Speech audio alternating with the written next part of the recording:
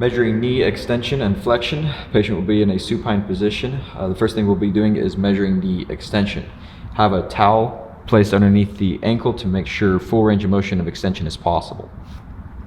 Place the axis of the goniometer on the lateral epicondyle, the movement arm lined up with the lateral malleolus, and the stationary arm lined up with the greater trochanter. Here we are looking at a plus 5 degrees of hyperextension at this joint. To perform knee flexion, you will remove the towel. Ask the patient to bring their ankle to their bottom as close as possible. And it'll look something like this once again. Same measuring spots as earlier. And here we're looking at 140 degrees of knee flexion.